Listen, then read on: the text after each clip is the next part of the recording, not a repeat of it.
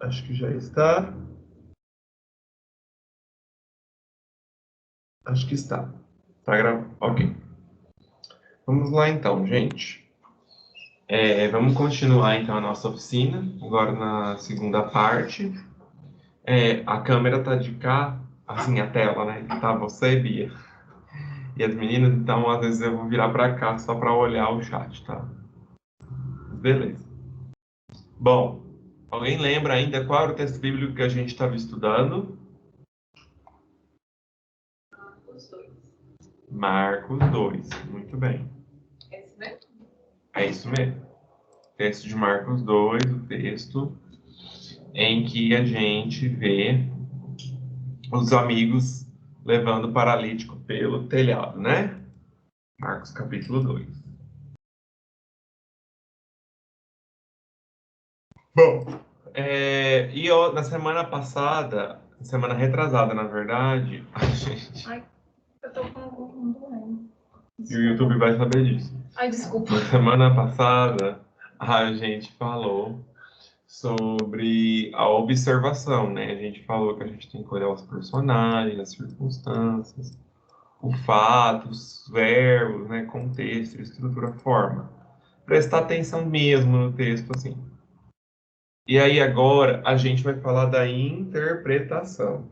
E aí na interpretação, vocês estão vendo aí na tela, é o que que o texto significa. Então agora a gente vai atrás do significado daquilo ali.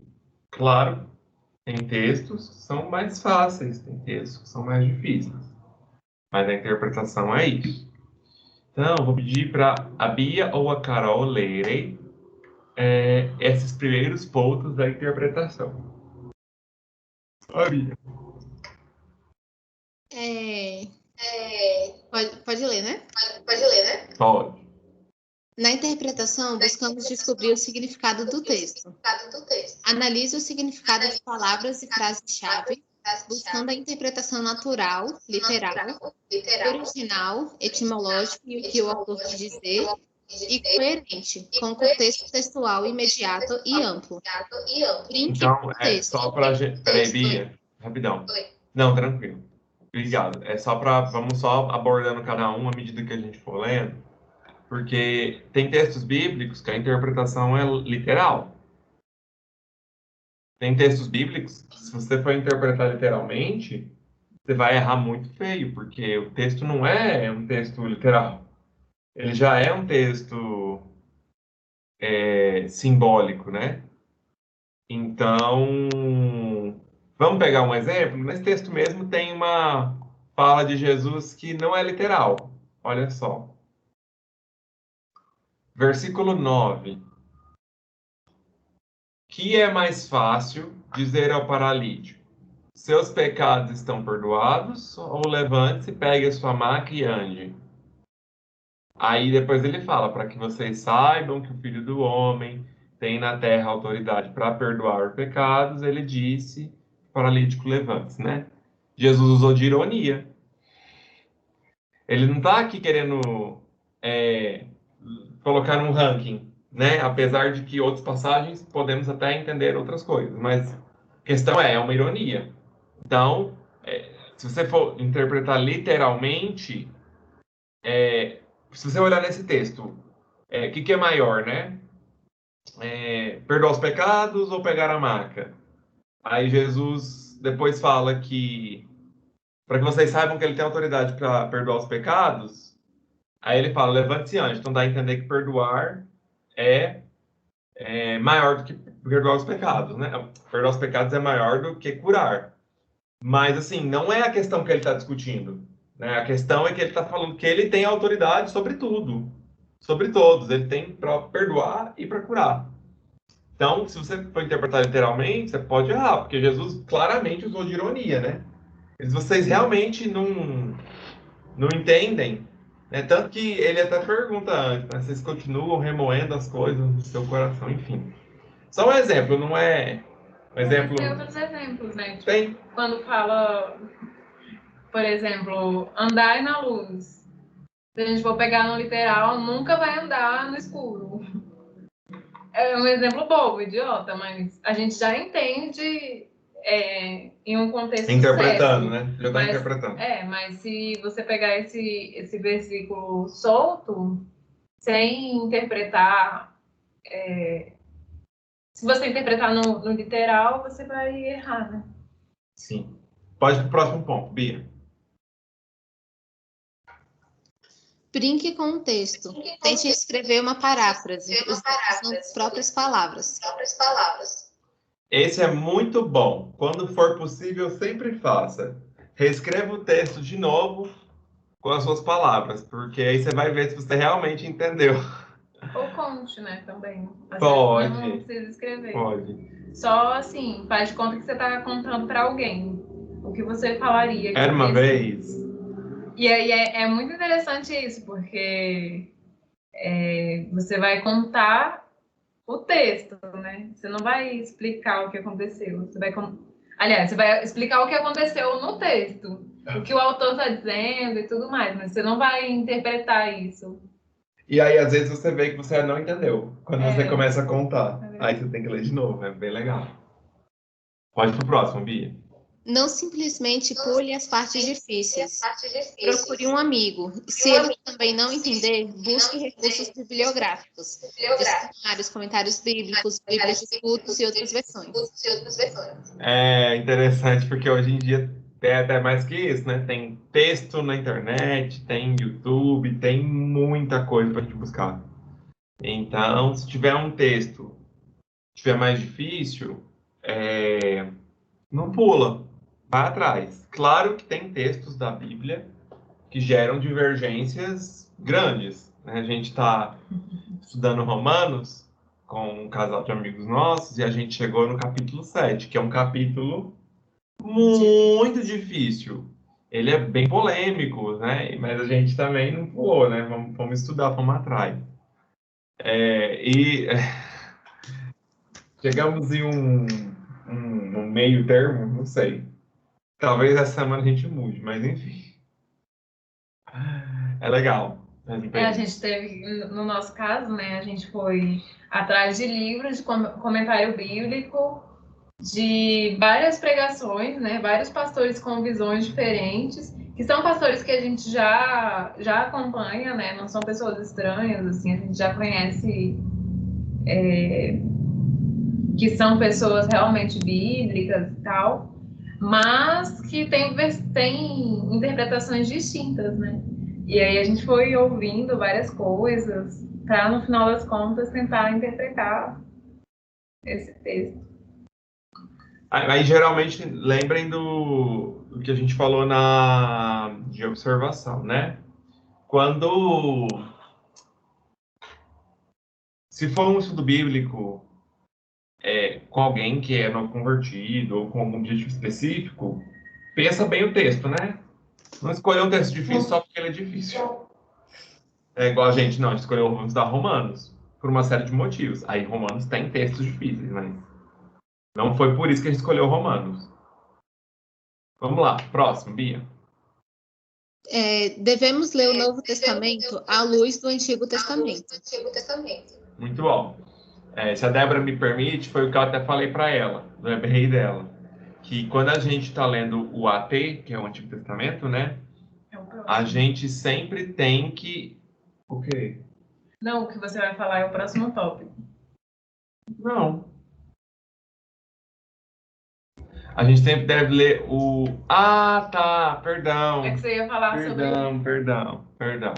Lê o próximo, Bia. Lê o próximo. Devemos ler o Antigo Testamento pela lente do Novo Testamento. Isso, obrigado. Então, quando a gente vai ler o Antigo Testamento, a gente tem que estar com o Novo Testamento em mente. E sempre pensando no próximo. Lê também o próximo, Bia. A Bíblia toda é sobre Jesus. Isso. Que a Bíblia toda é sobre Jesus. Porque quando a gente está lendo um Salmo, quando a gente está lendo Levítico, aquilo está falando de Jesus. E a mesma coisa, quando a gente lê o Novo Testamento, a gente tem que lembrar do Velho e falar, ó, isso aqui foi Deus prometendo sobre Jesus, sobre a vinda do Messias, que ele viria para nos salvar. Então, vamos ler esses textos bíblicos, porque eles nos ajudam a pegar isso. Deixa eu pegar minha Bíblia também, eu quero ler. Peraí.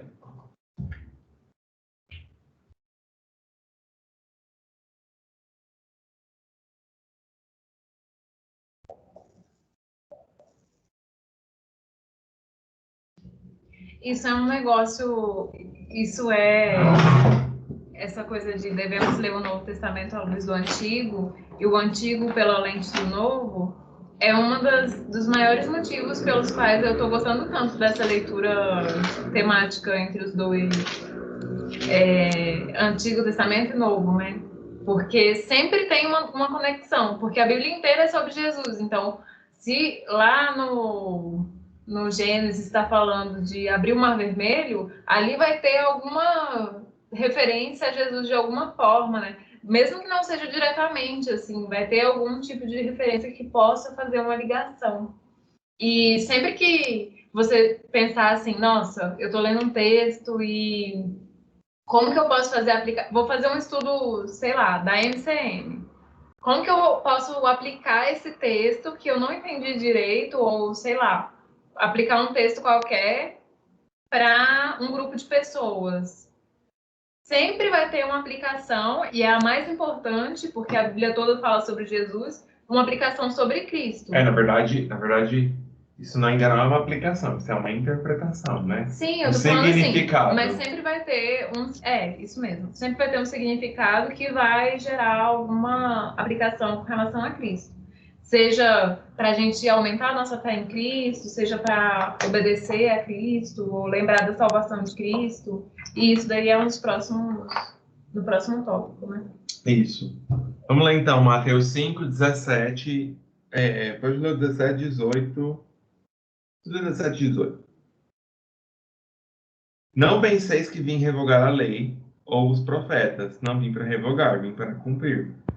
Porque em verdade vos digo, até que o céu e a terra passem, nenhum i ou um tio jamais passará da lei, até que tudo se cumpra. Então, olha só, Jesus está falando que a lei era válida, né? Então, a gente está lendo o Novo à luz do Antigo. O Antigo Testamento nos mostra a santidade de Deus, o que Deus exige, e ninguém consegue cumprir, apenas Jesus. Então, é um exemplo. Vamos ler, então. Devemos ler o Antigo pela lente do Novo. Gênesis 22, 18. Quem lê? Carol ou Bia? Pode ler, Carol. Tá. 18. E por meio dela, todos os povos da terra serão abençoados, porque você me obedeceu, né? Isso. Então, aí, Deus estava falando para Abraão sobre a obediência dele. E por meio da descendência dele, todos os povos da terra serão abençoados. A gente sabe como, né? Porque a gente tem a lente do Novo Testamento, por meio de Jesus. Então, mais um exemplo aí. Dela, no caso, da descendência. Né? Isso, de Abraão. Não falei, né? E a Bíblia toda é sobre Jesus? Vamos lá em Lucas 24, 44 e seguintes. Finalzinho de Lucas.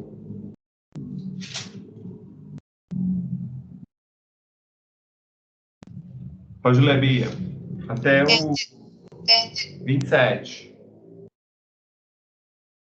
Até o 27? Não, perdão. 44. Perdão.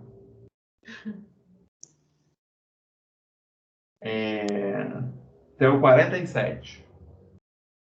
E disse-lhes: Foi isso que eu lhes falei enquanto ainda estava com vocês. Era necessário que se cumprisse tudo que a meu respeito estava escrito na lei de Moisés, nos profetas e nos salmos. Então lhes abriu o entendimento para que pudessem compreender as Escrituras. E lhes disse: Está escrito que o Cristo haveria de sofrer e ressuscitar dos mortos no terceiro dia, e que em seu nome seria pregado arrependimento para perdão de pecados e a todas as nações, começando por Jerusalém. Então, olha aí, Jesus mesmo falando que a Bíblia fala sobre ele. Nos profetas, nos salmos, em Moisés. João 5,39. Esse é meu. Próximo da Carol.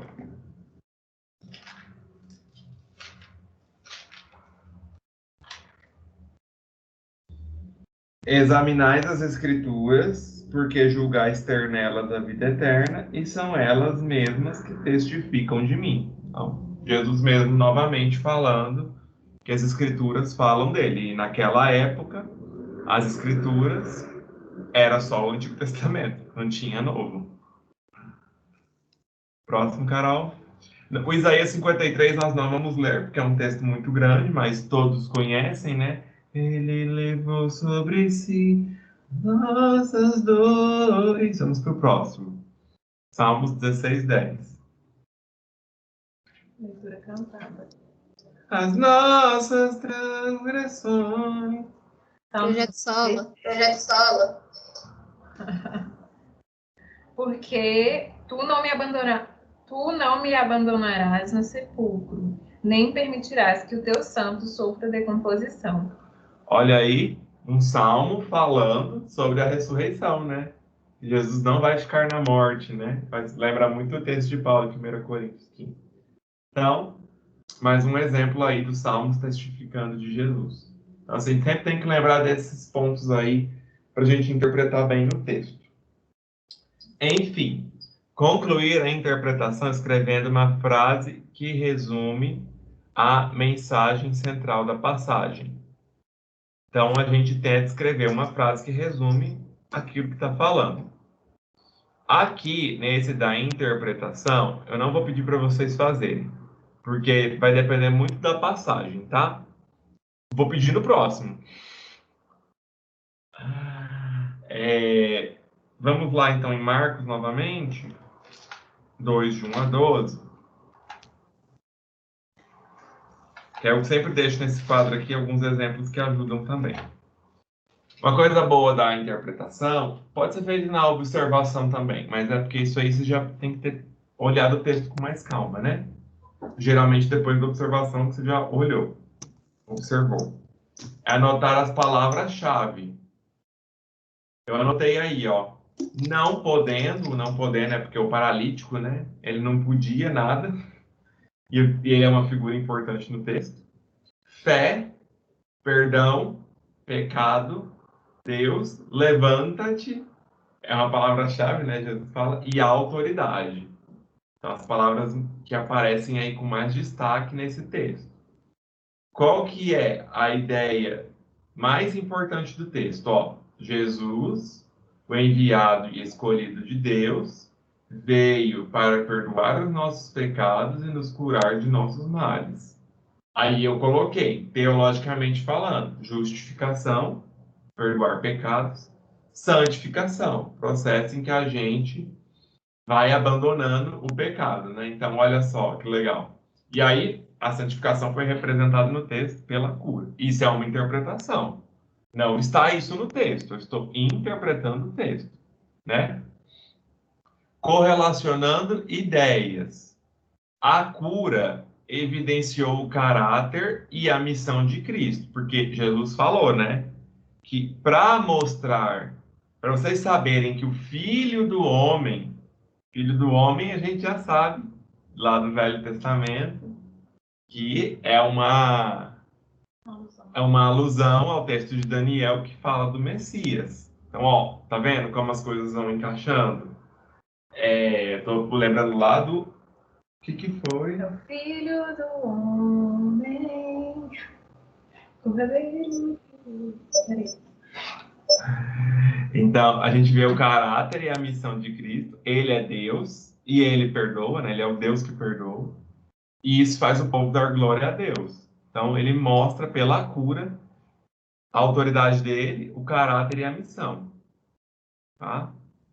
Termos. Acho que é interessante notar que, pelo menos até aqui, pelo menos até aqui não, até o final também, mas a gente não está criando nenhuma, tipo, nada que está fora do texto, né? A gente está interpretando realmente o texto, assim, a gente não está criando interpretações, sei lá. Vamos falar sobre a cura. A gente poderia falar sobre a cura porque fala sobre cura aqui, mas não é a parte mais importante do texto, digamos, né? Então, não seria um bom texto para falar sobre cura. Certo? Isso tem um pouco a ver com o que eu falei na primeira parte. Esse tipo de estudo, a gente está estudando o texto. Sim. E não o tema. Eu não estou estudando o tema cura, eu estou estudando esta história aqui. Então, se eu quisesse estudar cura, eu teria que procurar vários textos. Vários textos. E outra, aí é que vem aquilo que eu falei, quando a gente prega. Quando a gente pega uma pregação temática, que é o caso disso, e baseada num tema, e nós batistas ouvimos muito esse tipo de pregação, a gente tem que ter muita cautela, tanto o pregador quanto nós ouvintes, porque eu posso pegar 3 textos, 4 textos de cura, e talvez criar alguma coisa que não estava em nenhum daqueles textos. E aí esse é o perigo, porque às vezes nem é uma heresia, mas não é o foco de nenhum dos textos, e aí vira o foco de uma pregação. E... Por isso que eu tô falando, aqui não, o foco do texto, não, Jesus mesmo ele deixa explícito que o perdão dos pecados é maior do que a cura, né? Então, eu simplesmente chegar nesse texto e falar assim, não, vou tirar esse último versículo aqui, esse versículo solto, e falar que Jesus prometeu curar as nossas dores, sei lá, alguma coisa nesse sentido. Todas as nossas dores. Não tem isso no texto. Tem isso no texto. Então, é bom só ter essa cautela mesmo. É só para lembrar que é realmente uma interpretação voltada para o texto, né? Não o contrário, não... Enfim. E aí, eu gosto sempre, assim, quando a gente vai fazer um estudo, é bom a gente anotar os termos especiais. Porque tem alguns termos que aparecem no texto que são termos técnicos, que nem todo mundo sabe. Aparece o termo escriba, que é um copista do Antigo Testamento, ele é conhecedor das Escrituras. Às vezes aparecem termos teológicos, como fé, pecado, e alguns no sentido figurado. Aqui nesse texto não tem. Na verdade, até podia colocar que filho do homem, né? Ele é um termo teológico, né, também. Porque ele não é um termo que a gente conheça, assim, do dia a dia, digamos assim, né? Eu não coloquei, mas olhando aqui agora, poderia ter colocado. Aí, ó, um resumo, que é aquilo que eu coloquei ali. Sempre faço um resumo, ó. Cristo está interessado em nós integralmente, perdoando nossos pecados, salvação, e nos sarando de nós mesmos. E com isso, só podemos exclamar: jamais vimos coisas assim, somente a Deus a glória. Então, isso é um resumo do texto. Fala o texto em poucas palavras, é isso. Tá? Mas não significa também que, por exemplo, estamos em 5 aqui. Estamos em 5. Se a gente fosse realmente fazer essa interpretação e cada um fosse compartilhar uns com os outros, isso não significa que todas as interpretações iam ser as mesmas, certo? A gente poderia... Existe uma base justamente para a gente não fugir muito do texto, a gente entender o que o texto está ensinando para a gente e tudo mais, mas esse resumo, por exemplo, o Paulo fez o dele, eu poderia fazer um diferente, que não iria tão longe assim, né? Algumas coisas centrais, teoricamente, para estar, mas poderiam ser diferentes. E agora... Os termos especiais. O Paulo, para ele, pode ser muito fácil, tipo, escriba não é tão difícil para mim. Eu sei o que é. Fariseu é de boa. Agora, um outro termo pode ser mais complicado. Aí, para mim, já não. Poderia ser outro. E lembrando, gente, isso aqui é só o estudo que a gente está fazendo para preparar o EBI. Ainda não é o EBI, tá? Porque o EBI a gente aplica ele para alguém que não fez o estudo, né? E aí, só lembrando, pegando um gancho nisso que a Carol falou, gente, a interpretação do texto, apesar de ser uma coisa que eu levo de um amigo meu falando que é só pelo Espírito Santo mesmo, que um monte de gente lendo o mesmo texto e todo mundo convergir, é só pelo Espírito Santo. A interpretação do texto, ela é uma interpretação do texto, mas assim, ela é única. É claro que existem textos bíblicos que geram dificuldades de interpretação. E aí tem correntes, tem 1, 2, 3, enfim, depende do texto. Mas interpretação do texto, ela é uma só. Igual... Tipo, o que o texto quer dizer, quais são, por exemplo, as ideias mais importantes, todo mundo chegar no mesmo consenso, né? Exatamente. Porque o texto, ele... Não, é isso que eu tô falando. É como se fosse assim, nesse caso, Marcos, né? Marcos escrevendo para um público e ele queria passar uma mensagem. Então, a gente vai tentar entender qual que é essa mensagem. E essa mensagem todo mundo vai ter que entender como a mesma. Isso, é o que eu quis dizer. Essa é a interpretação. É que tem textos, por exemplo, Apocalipse, capítulo tal. Sim. Aí gera mais de uma. Aí cada um tem uma, beleza. E por motivos diversos teológicos, né? Mas, querendo ou não, existia uma intenção do autor em relatar aquele texto, uma intenção do Senhor. E a gente não pode ficar falando que tem duas interpretações e relativizar, não. O texto tem uma intenção, ele tem uma interpretação. A gente não pode falar, relativizar, sabe? Falar assim, eu interpreto diferente. Isso não existe. A Bíblia, a gente não pode interpretar a salvação de maneira diferente, né? Digamos assim, né? O que Jesus fez na cruz tem um sentido. E é isso. Eu acho que um exemplo, assim, nesse texto seria pegar o versículo 11, que fala assim, Jesus falando para o paralítico, né? Eu lhe digo, levante-se, pegue sua maca e vá para casa. E aí, uma pessoa lê esse texto inteiro e chegar aqui e falar assim, olha, isso daqui é a mensagem principal. Jesus queria que o paralítico se levantasse e fosse para casa. Né? É uma coisa assim, aconteceu, tá no texto, mas não é a ideia mais importante do texto. E eu acho que uma coisa que pode ficar dúvida nesse ponto, para quem nunca fez um estudo bíblico inteiro, assim, é pensar assim, nossa, mas como que eu vou saber qual que é a ideia mais importante? E como é que você vai saber? Justamente fazendo esses passos que vieram antes, né? A ideia mais importante está no texto, ela não está em outro lugar.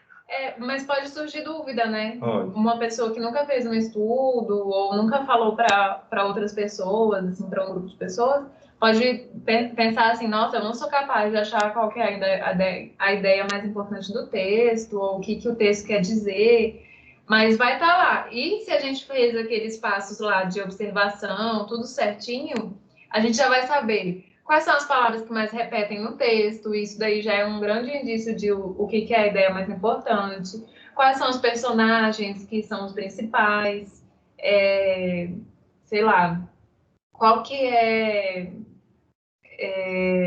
o que acontece local, no texto, onde, quando, como, quem está, quem fala com quem, o que acontece. Acho que isso tudo já dá indício, e agora, né? Palavras-chave, correlacionar ideias. É tudo coisa que acho que escrevendo, o papel aceita tudo, né? Como a gente fala.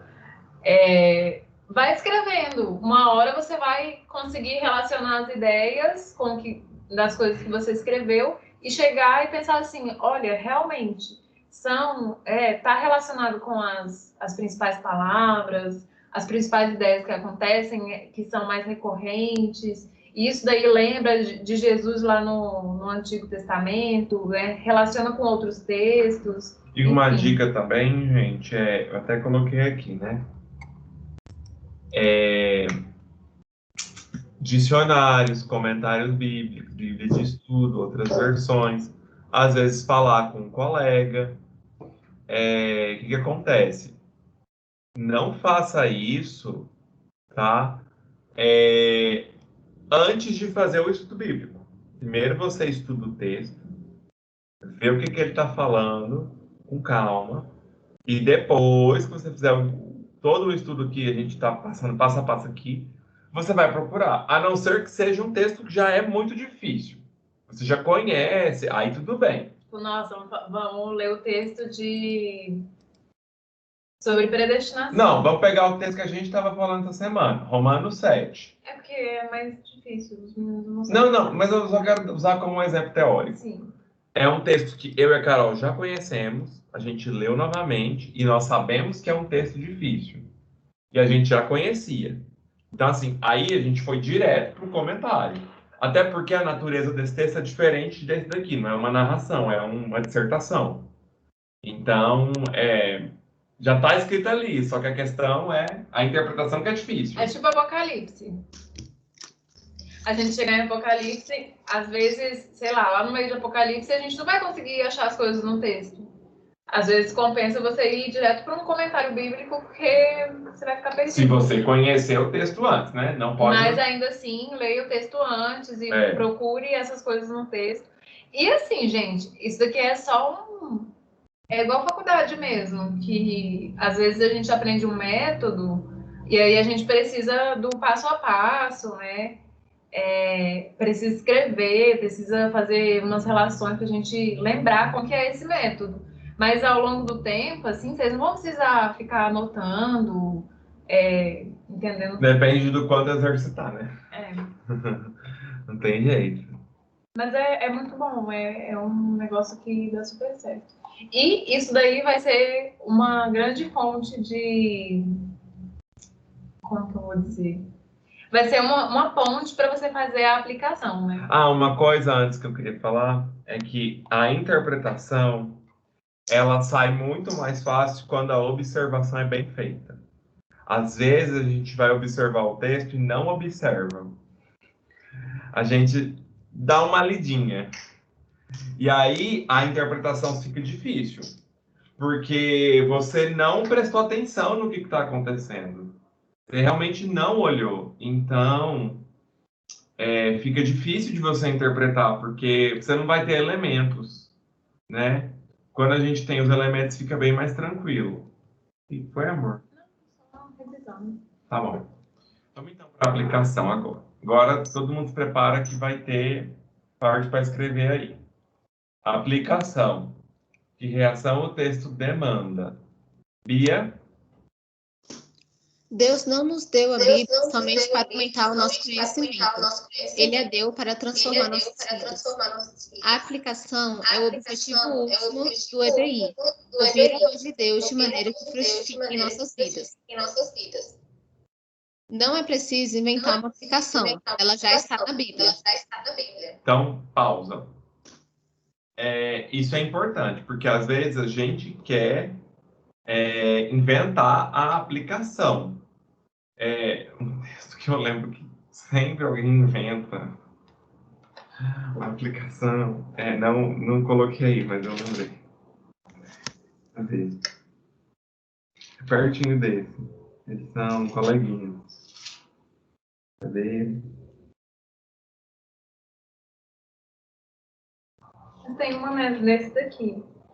Qual? Enquanto você acha aí, o versículo que eu li, que é o 11, levante-se, pegue sua maca e vá para casa, é uma super aplicação superficial que pode ser feita, né? Porque já vi muita pregação pegando esses textos, assim, um texto que é um texto completo, robusto, aí o pregador fala assim, levante-se, você precisa levantar, você precisa sair da inércia, você precisa pegar a sua maca. Você precisa pegar a sua maca. Muitas vezes você está preso numa maca e você precisa se levantar. Vá para casa.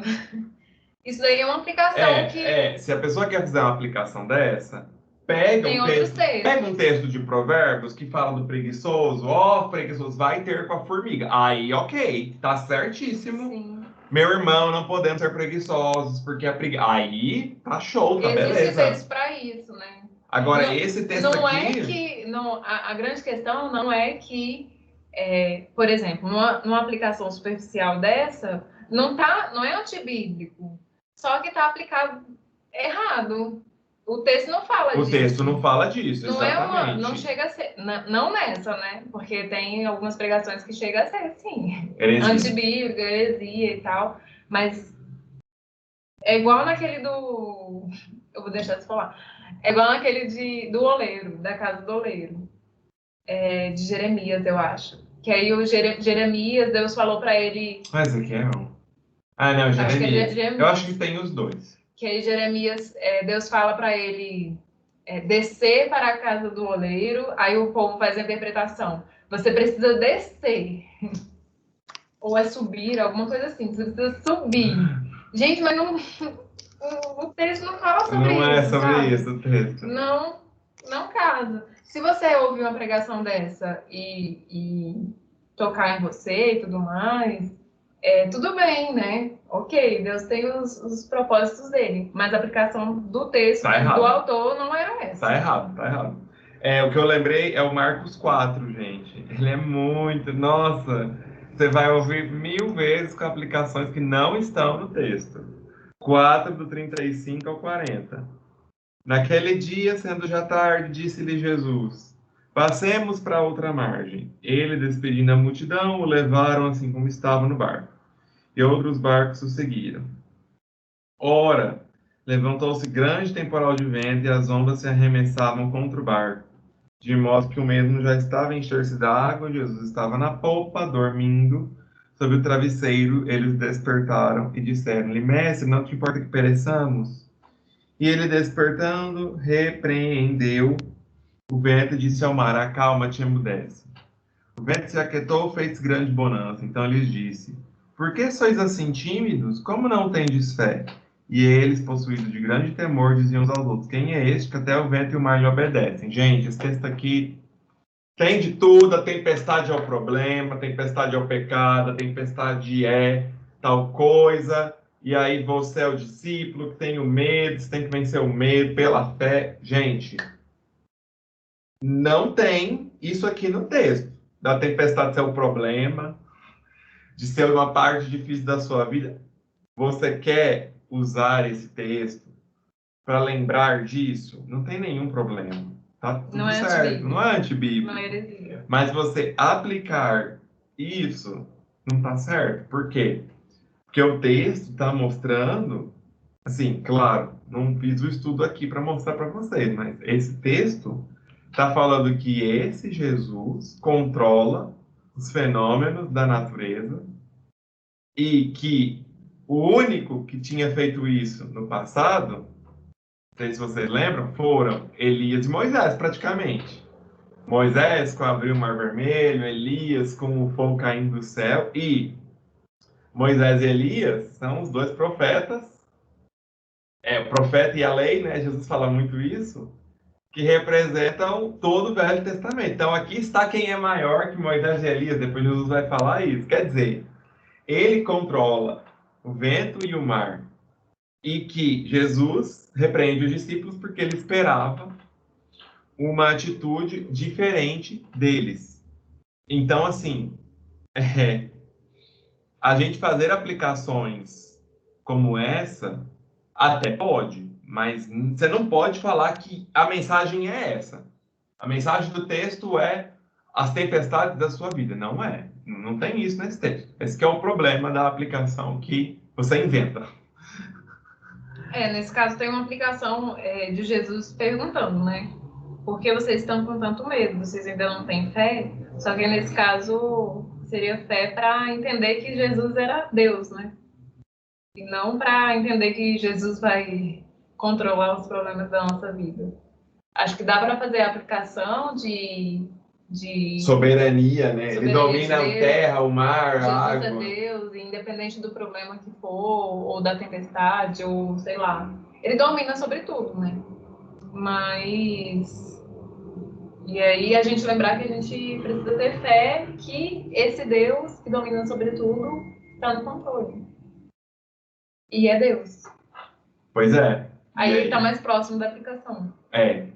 Mas assim, tomar cuidado com isso aí, tá? Porque a gente às vezes repete esses padrões. Bia, pode continuar. Não apenas Deus, mas também os autores humanos da Bíblia tinham uma aplicação em mente. Então, novamente, né? A interpretação é uma só, mas o autor que escreveu o texto também tinha uma aplicação que ele pensou, né? Ele colocou o texto pensando em algo. Então, vamos para o próximo. Às vezes é explícita, às vezes é mais sutil. Vamos lá, então, nesses textos, para a gente ver alguns exemplos. Sofonias 2, 1 a 3.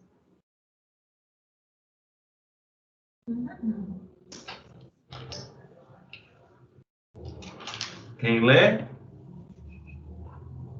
Não achou Sofonias? Qual que é a página? Você já fez isso? Já. No passado distante. Qualquer página. Canta a musiquinha do Diante do Ano. Eu não sei. Lamentações. Eu não sou dessa época, não. Como assim? Eu sou da época de... Não, é sério, mas eu não tinha ouvido essa música antes da regular. Vocês que sabiam, eu nunca conheci. Nunca os conheci. Onias. Antes de Ageu. É porque realmente eu não sabia essa música. O Paulo que me ensinou assim. Te doutrinei. Eu não cheguei a ensinar. Eu decorei os livros assim, na marra mesmo. Mas não decorei direito. Eu já ganhei várias provas de gincana por conta dessa música. Tá vendo? Coisa boa. Pode ler, meu amor. Ah, sou eu. Uhum. Reúna-se e ajunte-se, nação sem pudor. Antes que chegue o tempo determinado e aquele dia passe como a palha, antes que venha sobre vocês a era impetuosa do Senhor, antes que o dia da ira do Senhor o alcance. Busquem o Senhor, todos vocês, ó humildes da terra, os humildes da terra, vocês que fazem o que ele ordena. Busquem a justiça, busquem a humildade. Talvez vocês tenham um abrigo no dia da ira do Senhor. Então, esse é um caso que a aplicação está bem explícita, né? O autor está pedindo para eles buscarem ao Senhor.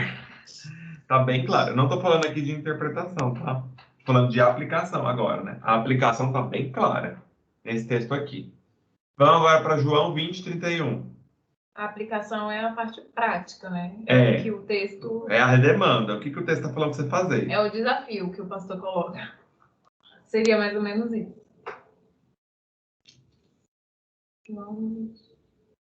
Isso da Bia. Pode ler? João 20, Pode ler? Pode. Mas estes foram escritos para que vocês creiam que Jesus é o Cristo, o Filho de Deus, e crendo, tenham vida em seu nome. Olha que legal. João escreveu no evangelho dele. Por que ele escreveu? Para quê? Qual era a aplicação que ele pensou? Para que vocês creiam que Jesus Cristo é o Filho de Deus e crendo, tenham vida em seu nome. Está clara a aplicação. Olha que legal. Então, por isso que às vezes é explícita. Vamos pegar um que é sutil. Juízes. Esses de juízes eu pego. A Débora está lendo juízes, né? Então, vamos para um exemplo de juízes. 18:1. Naqueles tempos, não havia rei em Israel, e a tribo dos danitas buscava para si herança em que habitar, porquanto até aquele dia, entre as tribos de Israel, não lhe havia caído por sorte a herança. Agora, 19:1. Naqueles tempos em que não havia rei em Israel, houve um homem levita que, peregrinando nos longes da região montanhosa de Efraim, tomou para si uma concubina de Belém de Judá. Agora, 21:25. Naqueles dias não havia rei em Israel. Cada um fazia o que achava mais reto. Olha a aplicação aqui. Tem uma aplicação sutil aí, né? Uma aplicação que o rei, uma liderança é muito importante. Pelo menos para esse povo. Então, assim, é uma aplicação sutil. Ela não está clara, não está explícita, mas o autor está querendo deixar bem claro para o público dele que liderança é importante, a gente obedecer essa liderança, né? Porque naquele tempo, que não havia em Israel, Eles devem fazer uma coisa. faziam merda. É isso. Vamos para reações que a Bíblia encoraja. A aplicação não é sempre a mesma. Agora, aqui sim, temos sempre várias aplicações. Podemos ter uma aplicação nova. Estejamos atentos para aqui, eu coloquei, algumas são clássicas, tá? Que a gente pode procurar em todo o texto que a gente deve encontrar. Algo para crer. Minha visão da verdade precisa mudar? Tem alguma coisa que eu estou crendo que está errado? Um motivo de louvor ou celebração, algo para ser corrigido na minha vida, algo para pedir a Deus em oração, algo para empreender, praticar. Caso tenha mais de uma, procure a aplicação principal. Geralmente, a principal é aquela que o autor do texto, né, o autor humano do texto bíblico, deixou para a gente. Uma dica para a gente escrever a aplicação é escrever a frase com devemos. Ou devo. Devo, né? Se for só uma pessoa. E aí, para o líder e para o coordenador do estudo, seja um modelo de submissão à Bíblia. Isso porque para você não propor uma aplicação irreal. Então, nesse texto aí, gente, Marcos 2, de 1 a 12.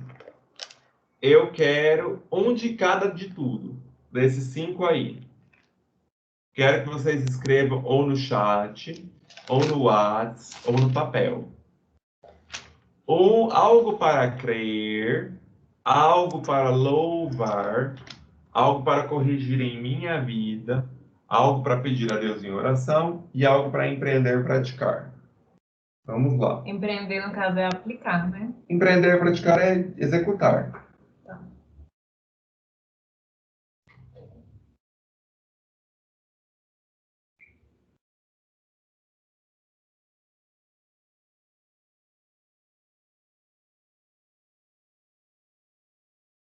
Todo mundo fazendo.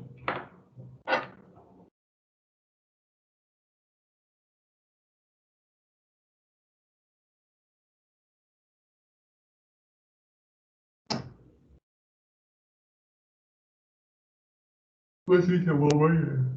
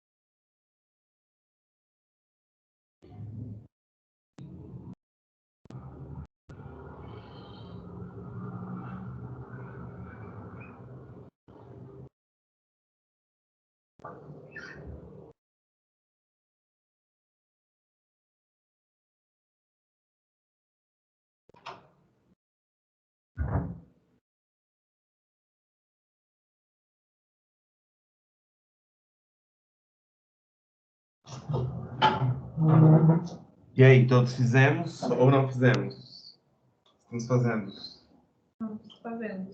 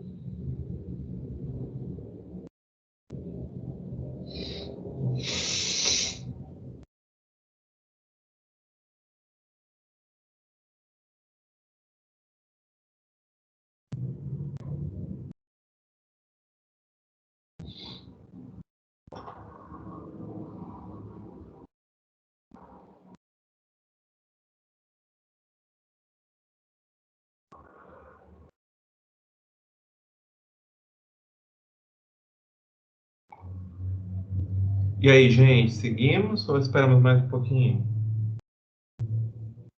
Deixa eu ver o último.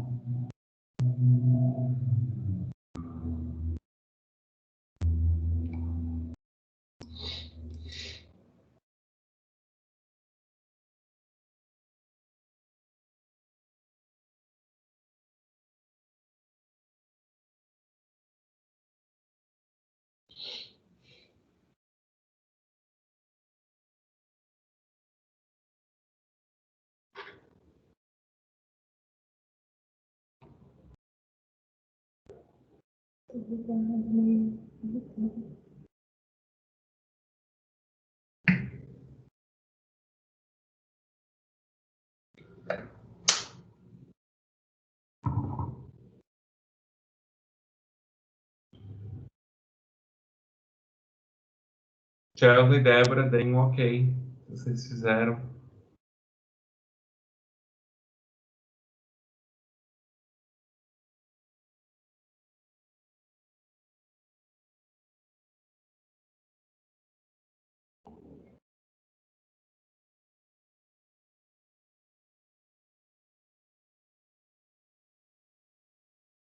Ok. Bia, você terminou também? Então, Carol, posso você. Eu terminei. Então vamos. Olha, eu vou anotar os que eu coloquei, tá? Mas eu quero que vocês compartilhem o de vocês. Pode mandar aí no WhatsApp, né? Ou ler, não sei. Ou no Teams. Algo para crer. Ele, Cristo, né, salva e sara. Ele é Deus, perdão. Ele, Deus, salva e sara por meio de Cristo, seu Filho. Algo para louvar. Cristo milagrosamente. Cada um por uma. Hã? Cada um compartilhou por um. Pode ser. Qual que é o seu algo para crer? Jesus tem autoridade para perdoar nossos pecados pela fé nele. Ia? É algo para crer. Jesus é o Filho de Deus. Legal. Vocês veem que mesmo divergindo, é muito parecido, né? Então, é essa que a gente estava falando, né? Chelsea e Débora, se vocês quiserem colocar aí também. Algo para louvar. Cristo milagrosamente nos transforma. Jamais vimos coisas assim. Algo para louvar. Nunca vimos nada igual a Jesus, o Deus encarnado que perdoa nossos pecados e nos cura por fé apenas. Jesus tem autoridade para perdoar meu pecado. Amém. Legal. Algo para corrigir. Não podemos nem devemos duvidar de Cristo, o que fazemos com certa facilidade.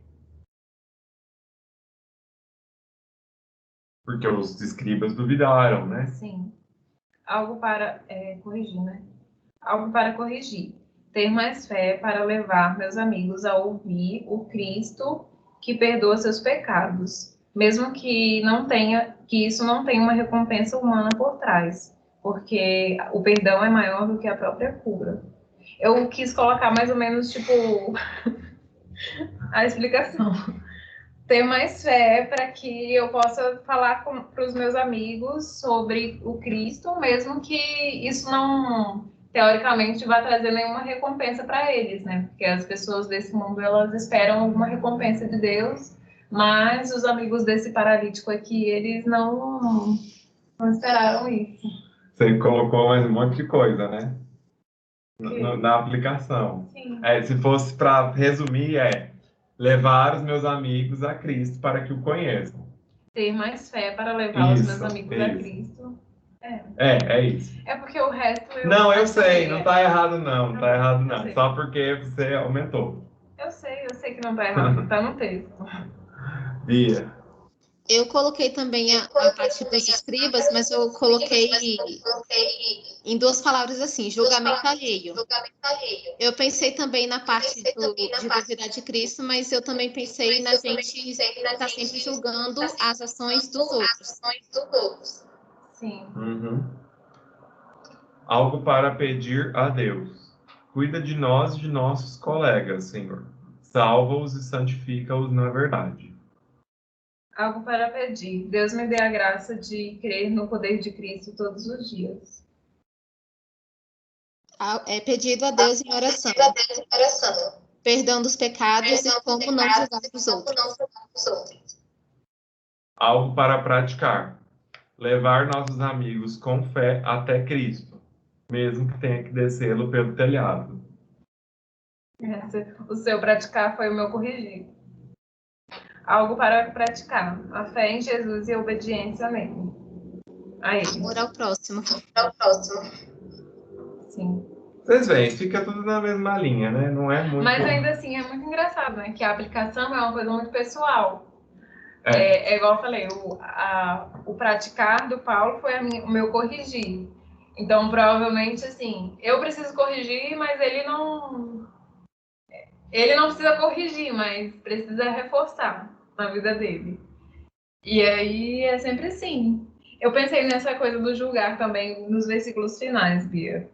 Só que aí depois eu voltei e fui para outra coisa. A aplicação é sempre sem limites, né? Não tem limite. Sempre tem mais de uma, né? E tem um monte. Sempre tem mais de 5.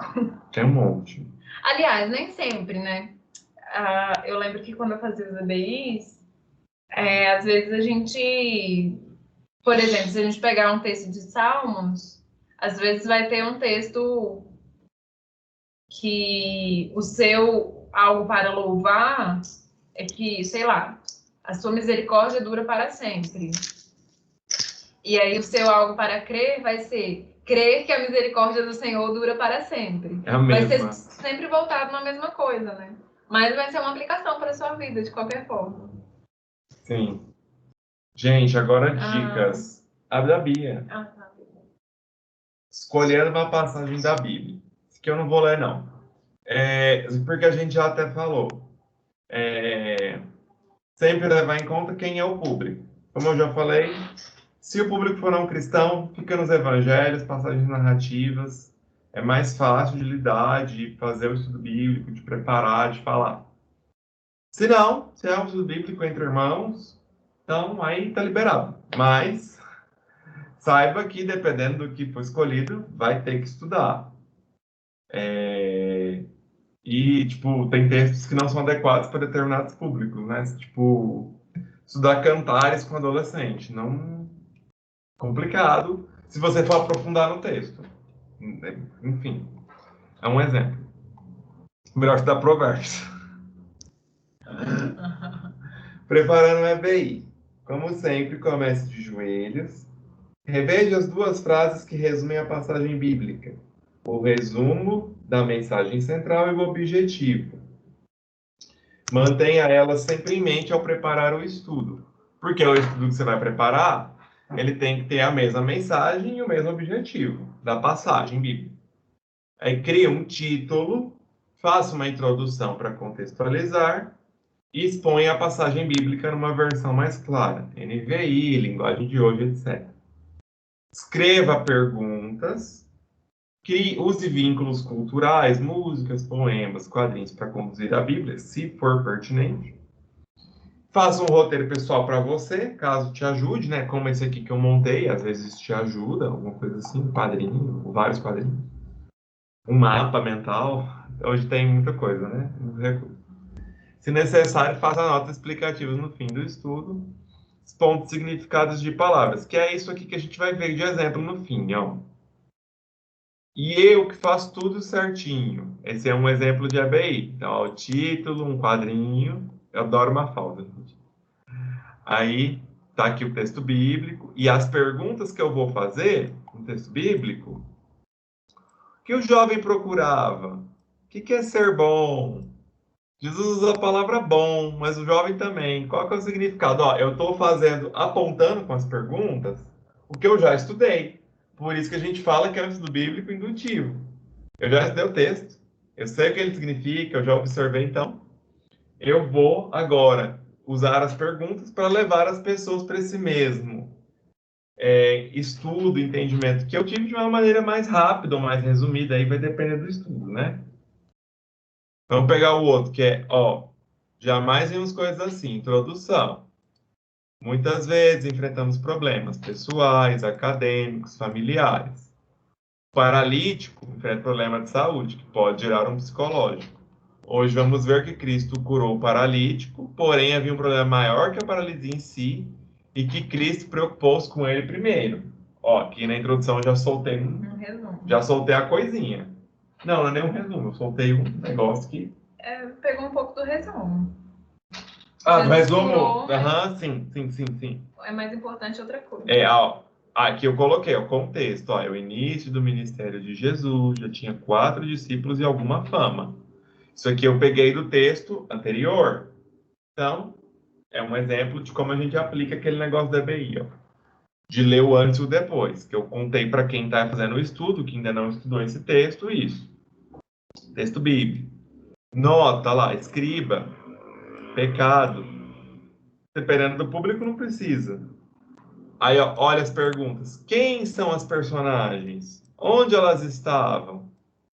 O local estava cheio, tenso, calmo? Loucas, né? O que todos esperavam Jesus fizesse com o paralítico? Curasse. O que ele fez? Perdoou os pecados. Então eu vou jogando aquilo que a gente viu em todos os pontos nas perguntas, certo? Depois a gente volta no estudo bíblico, só para mostrar o exemplo daquela parte.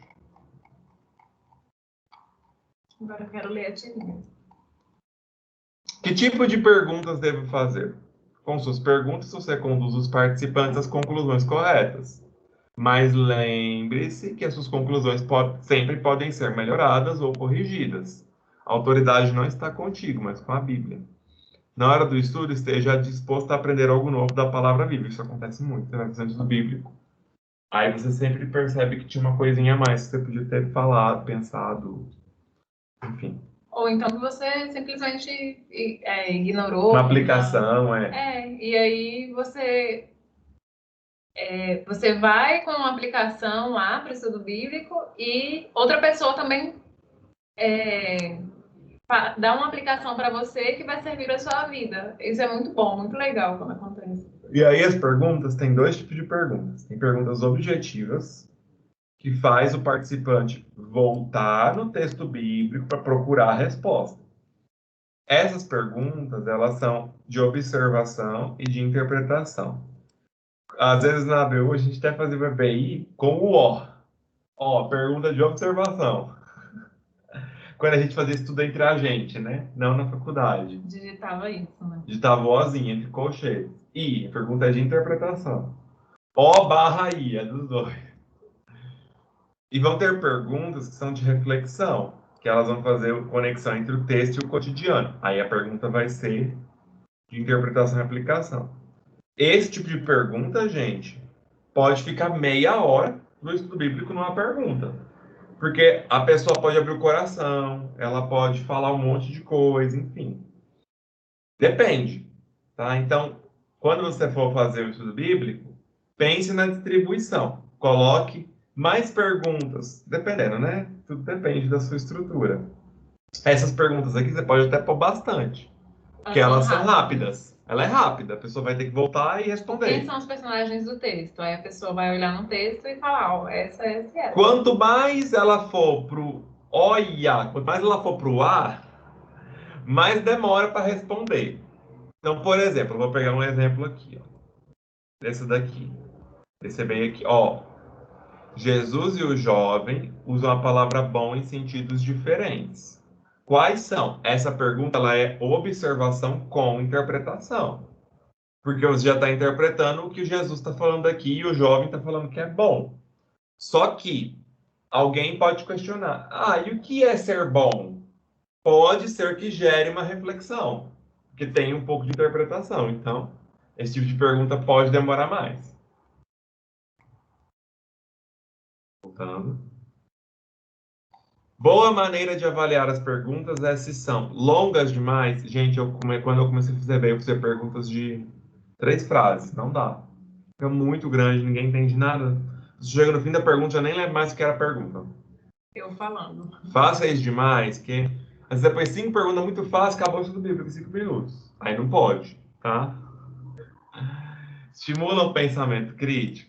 Levantam pontos importantes, não ficam nos detalhes, que às vezes você vai... As perguntas só sobre a amizade dos 4 amigos do paralítico. O foco não é esse. São interligados e não isolados? Isso é bom, porque você quer fazer a pessoa chegar na mensagem.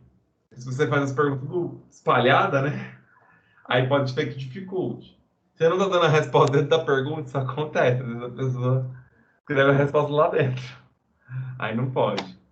Pode, mas sim, não é uma pergunta. É melhor escrever a frase que você quer falar. E essa parte das perguntas é bem livre, né? Assim, é você que vai criar, é você que vai... E a gente está pensando, assim, num estudo bíblico entre nós, por exemplo, né? Para fazer um estudo bíblico entre nós. Seria mais ou menos uma estrutura dessas. Coordenando e participando do estudo bíblico em grupo.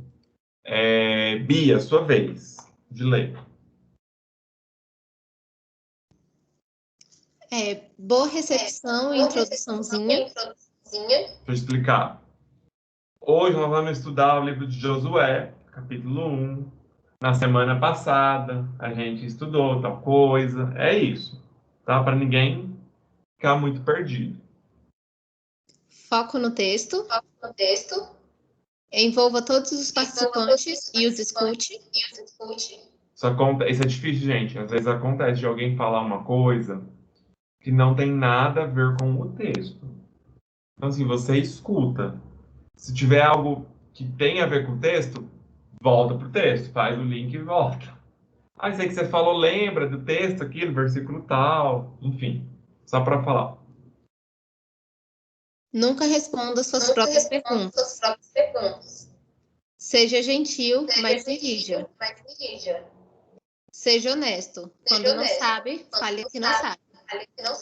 Muitos professores de faculdades não sabem disso. Uhum. De olho no relógio. Evite crentez. O crentez é quando for um estudo bíblico com não cristão, tá? Mas às vezes até a gente, entre cristãos, a gente fala um crentez que às vezes não ajuda, né? Então, cuidado com as palavras, né? Às vezes tem palavra que não ajuda a entender. Não se contente com uma resposta. Procure escutar opiniões diferentes. Eu gosto de fazer isso. Sempre puxo a pessoa que não fala nada para ela falar alguma coisa. Ela fica com raiva de mim. Eu faço isso muito. Leve o estudo numa folha. É bom que cada um tenha seu exemplar. Deve constar o horário, local das reuniões, o estudo bíblico e demais informações, mas não muitas. Claro, o estudo bíblico entre nós não precisa de nada disso. Basta ter só o estudo. Mas, dependendo de com quem você vai fazer, né? Pode ser interessante colocar alguma coisa. O ambiente deve ser o menos formal possível. Dica 1. Sentar em círculo facilita muito a interação entre as pessoas, já que possibilita olhar nos olhos. Dica 2. O coordenador deve se sentar junto com todos os participantes no círculo também. Isso comunica que ele também está em situação de aprendizado. Então, nada de muito novidade aí, né? E aí, avaliando o encontro depois, Carolzinha. O EBI é trabalho de equipe e não de uma equipe, não de um indivíduo. Isso é especialmente importante na preparação de boas perguntas e na avaliação depois do encontro. Durante a reunião, o coordenador facilita e orienta a discussão e a equipe avalia e dá apoio. Pontos. O coordenador começou e terminou dentro do horário combinado. O coordenador estava... Gente, o coordenador é quem vai dar o estudo, tá? Estava bem preparado? Falta de preparação normalmente resulta em tensão e, consequentemente, tensão dos participantes. Como funcionaram a introdução e as perguntas? Gente, esse negócio da tensão, por mais que o estudo seja bem preparado, às vezes a gente fica tenso, sim. Não tem essa, não.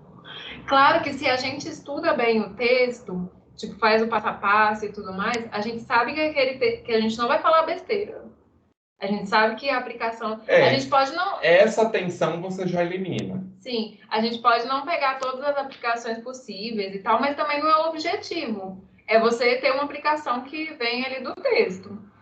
Se foi 2 ou se foi 10, aí já é com você, né? Se for uma aplicação só e outra pessoa ir aumentando, né, as aplicações na roda do grupo, melhor ainda, porque isso significa que as pessoas estão atentas e também te lembra que já é algo para aplicar, te lembra que é Deus que conduz o estudo, não você, né? Enfim, é só para falar que às vezes a gente fica tenso. Todos participaram da discussão? Às vezes tem uma pessoa que polariza a discussão, né? Que faz mais perguntas. Não, responde todas, né, na verdade. Ou então faz outras perguntas. Faz algumas perguntas, sei lá, que não são tão relacionadas ao texto, alguma coisa assim. E aí você tem que direcionar de volta. Ai, meu resto. Minha voz cansou. A contribuição de todos foi valorizada? O Paulo não quis ler.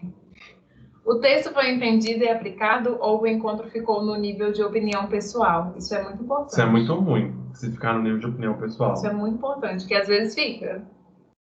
Tipo assim, da pessoa falar, eu acho que... Não, eu não acho que foi isso, eu acho que foi aquilo outro. E a resposta é sempre, vamos olhar o texto. O que o texto fala? Se as perguntas realmente apontam para o texto, vai ser bem mais tranquilo, né? Não vai ter muito disso. E, gente, o EBI é uma coisa tão prática, tão simples de... É um roteiro, né, de estudo. Se você não tiver nenhuma outra forma de estudar o texto, ou se você gostou dessa forma de estudar o texto, é uma ótima forma. E ela...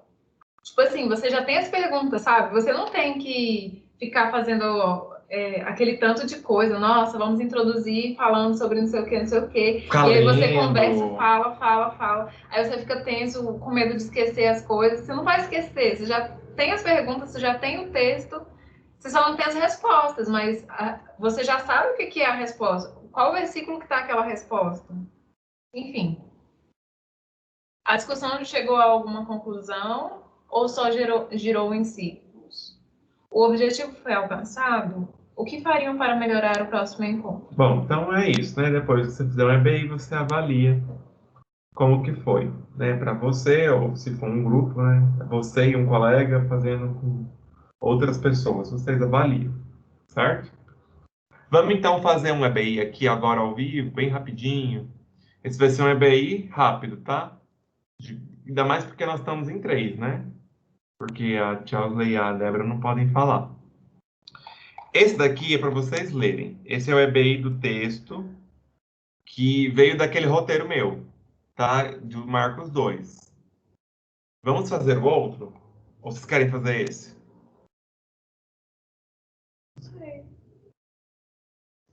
Acho que tanto faz. Você que sabe. Tá bom, vamos fazer o outro então. Depois vocês leem esse. Leia a Mafalda, Carol. Moço, o senhor é bom? Imita a voz do velho. Claro, minha menina. Moça, a senhora é boa? Claro, minha filha. Moço, o senhor é bom? Sou sim, garotinho. Até que enfim o item que conseguimos ser autossuficientes. Gatinho, você é bom? Miau. É a resposta mais honesta que escutei nos últimos tempos. Mafalda sendo Mafalda. Eis que alguém se aproximou de Jesus e lhe perguntou: Mestre, que farei de bom para ter a vida eterna? Por que você me pergunta sobre o que é bom? Há somente um que é bom. Se quer entrar na vida, obedece os mandamentos. Quais? Perguntou ele. Não matarás, não adulterarás, não furtarás, não darás falso testemunho. Honra teu pai e tua mãe, amarás teu próximo como a ti mesmo. Disse-lhe o jovem: A tudo isso tenho obedecido, que me faltam? Jesus respondeu: Se você quer ser perfeito, vá, vende os teus bens, dê o dinheiro aos pobres, você terá um tesouro nos céus. E depois vem e siga. Ouvindo isso, o jovem afastou-se triste porque tinha muitas riquezas. E eu que faço tudo certinho. Depois de ler as tirinhas, o que é ser bom? Segundo as tirinhas. Na sua opinião. Carol. Que eu vou lá na tirinha? Uhum.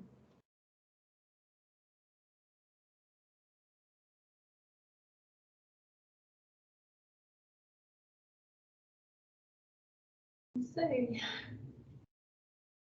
Bia? Por que você é bom nessa tirinha?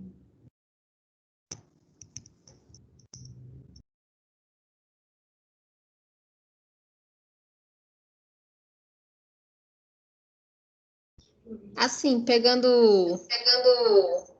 vamos dizer assim, o superficial, vamos dizer, ser bom é não ser mal.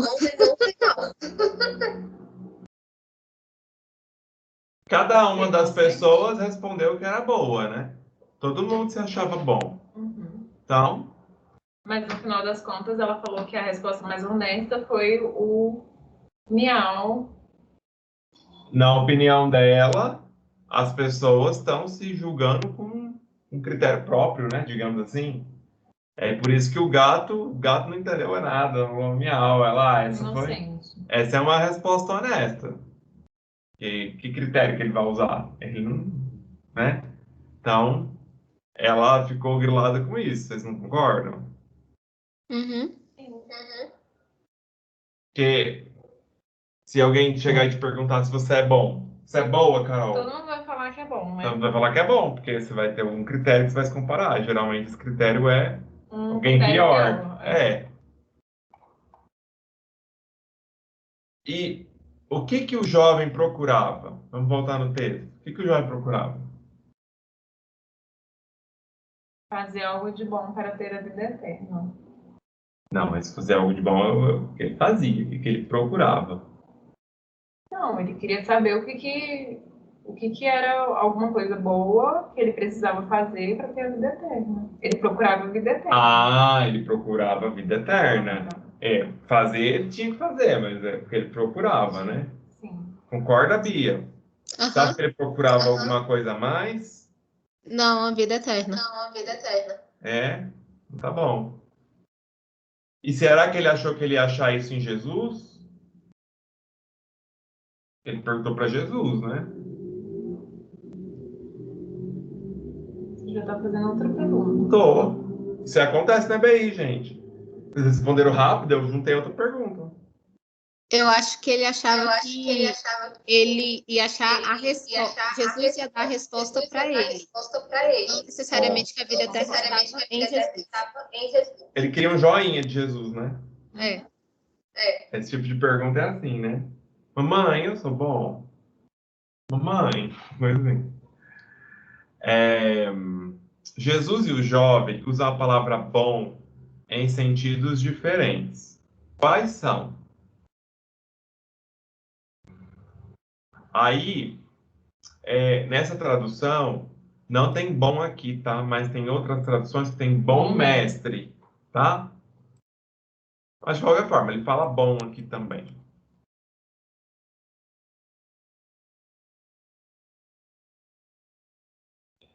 Parece que é o mesmo sentido o sentido que ele fala é o mesmo da tirinha.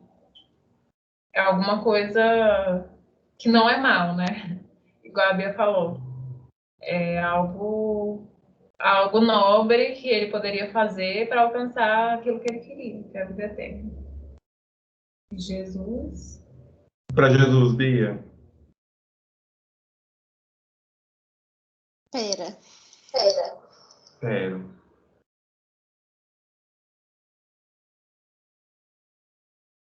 É como se Jesus usasse bom não como um adjetivo, e sim como um substantivo. Para ele, bom é um substantivo. E esse substantivo é qual? Ele não fala aí no texto, mas está implícito. Qual que é? Que é Deus. Deus. Assim, que é bom, Deus. Então, Deus e a bondade se confundem, Ele né? mesmo, né? Tá adiantando. Não, mas só existe um que é bom, que é ele Jesus, mesmo. né? Olhando as expressões, que farei de bom? Quem falou que farei de bom? Moço. Jovem. E que me falta ainda? Quem que falou que me falta ainda? O jovem também. Que sentimentos o jovem demonstra? com essas expressões? Que farei de bom, que me falta ainda? Eu tô com uma palavra em inglês na cabeça, não consigo pensar em português. Qual que é a palavra? What is the word? Unfulfillment. Tipo,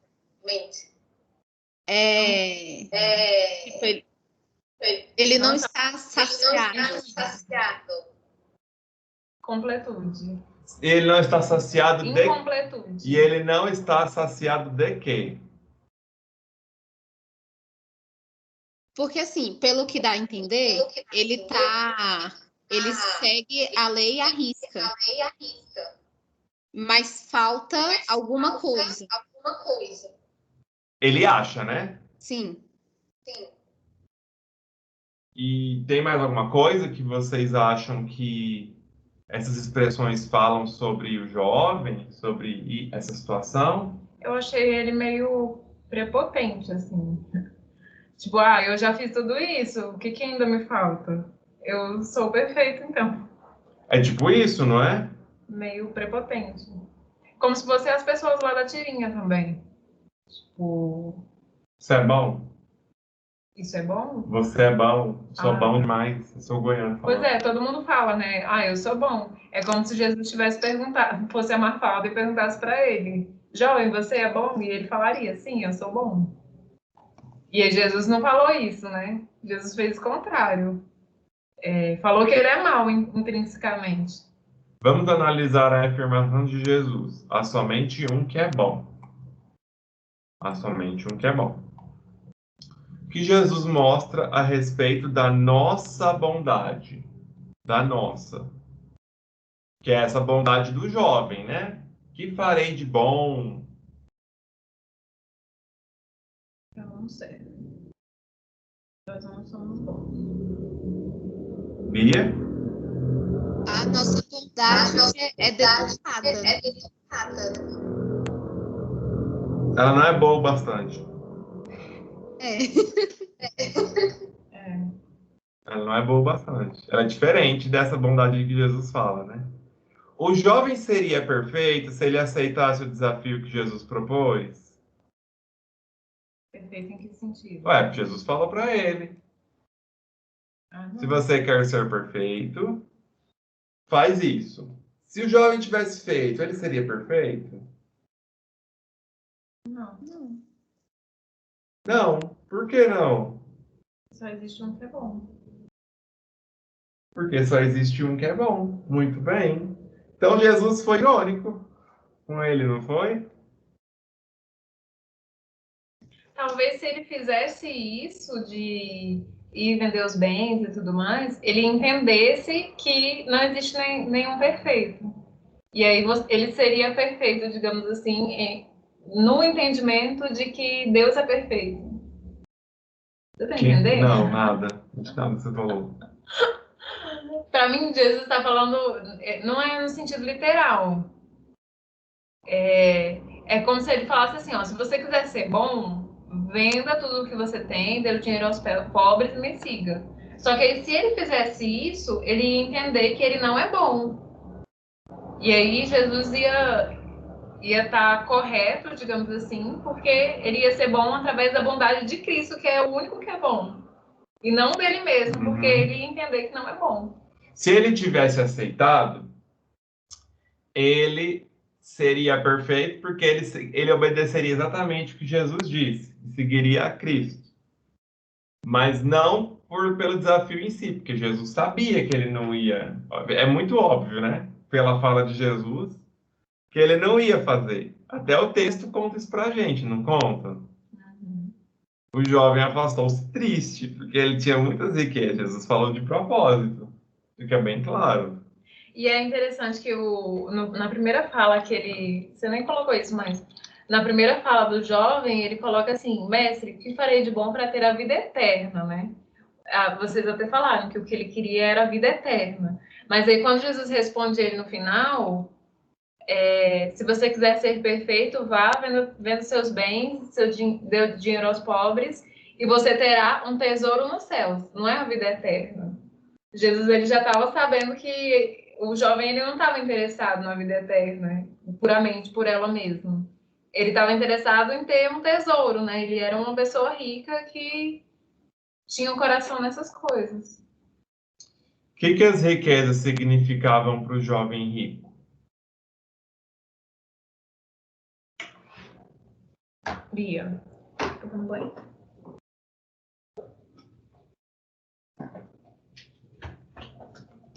Primeiro eu pensei em poder, depois eu pensei em um tipo de recompensa por ele ser bom. E em terceiro eu não sei. Mas tipo, a riqueza e esse jovem quase que se confundem, né? É tipo a identidade dele, eu diria também. Acho que o que você falou é correto. Só acrescentaria isso. O que Jesus quis mostrar com o desafio? Com esse Nada vale a desafio. pena. Não, e sabe o que é que eu achei que ele quis mostrar? Que ele não falou que ele amava o próximo como a ele mesmo. Sim. Ele falou que eu obedeço, mas se você obedece, quer dizer, isso aqui é a aplicação, não é? Aham. Que é a aplicação disso aqui. Então, para mim, Jesus quis mostrar que ele não obedecia. Claramente, não é? E também que o jovem amava mais os seus bens do que a Cristo. Sim. Ele não amava Jesus, né? Isso é bem claro desde o começo. Uhum. Ele tinha um interesse. Que a Carol até falou que Jesus até mudou a palavra, né? Para falar qual era o verdadeiro interesse. Ele não obedecia nada. Porque ele não conseguiu fazer isso. Obedecia da boca para fora, né? Falava que obedecia. Igual esse povo aqui, ó. Da Mafalda.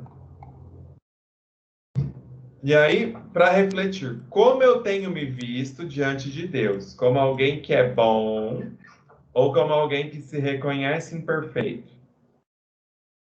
Eu estou realmente disposto a obedecer os mandamentos de todo o coração e seguir a Jesus? São as perguntas que encerram o nosso estudo. É claro que, se fosse o nosso estudo de hoje, a gente poderia agora falar, compartilhar sobre esse tema, né? Mas é só um exemplo. Mas as reflexões continuam. Isso não muda. E é isso, gente. Isso é um EBI. Então a gente estudou um texto. Não fomos. No caso aqui é um EBI. Esse EBI foi pensado para meia hora, tá? A gente fez ele em 15 minutos. É por isso que eu fui um pouco mais acelerado. Mas quando é um EBI maior, aí você faz maior. Não E tem é um problema. texto pequeno e fácil, né? Texto pequeno e fácil. Por exemplo, nesse texto aqui, eu não falei o que vinha antes e o que vinha depois. Poderia ter falado. Então, não entrei nesses méritos, que essas observações ainda dão mais força para o texto. Mas, como ele é um texto muito fácil, aí nem precisa, né, para a gente entender. Uma pergunta que poderia ser feita, mas que não caberia nesse texto, eu acho, quem são os personagens? Porque só tem dois, né? E é bem óbvio, Não, assim. tem 3. São três? 3. Da Mafalda? Não. Não lembro.